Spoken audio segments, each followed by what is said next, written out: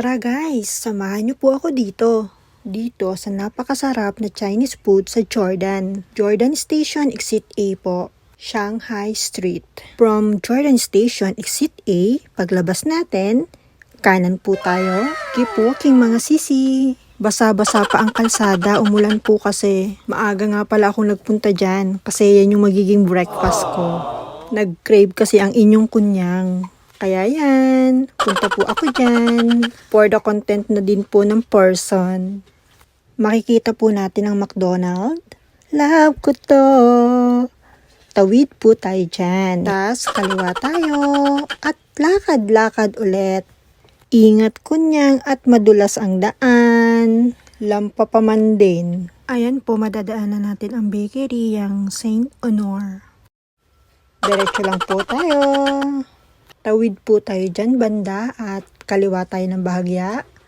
At diretso na naman po tayo ng lakad. Habang po tayo ay naglalakad, gusto ko pong magpasalamat sa inyo ng buong puso sa patuloy nyo pong pagsuporta sa page na ito. Thank you so much everyone.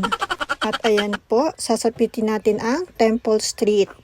Lampasan lang po natin yan. Pero syempre, titigan nyo na din. Ang ganda-ganda po dyan, promise. Madami ding pwedeng bilhin na mga mura.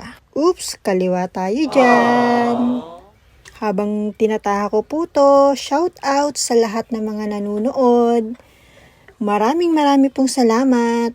Isang tawid na lang siguro to. O ayan mga lods, napapansin nyo po yung shorty. Yan. Yan po yung tandaan nyo. At kakanan po tayo dyan. Yan. Tas konting diretso. Yan. Malapit na. Tanan. Yan na guys. Ang bilihan ng mga Chinese foods na masasarap. $18 po siya per box. Pero kung dalawa po yung bibilin nyo, $30 na lang po. O diba? Nakatipid po kayo ng $6. Masarap naman po lahat. Kaso yung favorite ko dyan is yung roll siya na ang laman is fruit salad. Promise, try nyo mga lodi. Ang sarap. Tapos yan, may mga buns din po sila.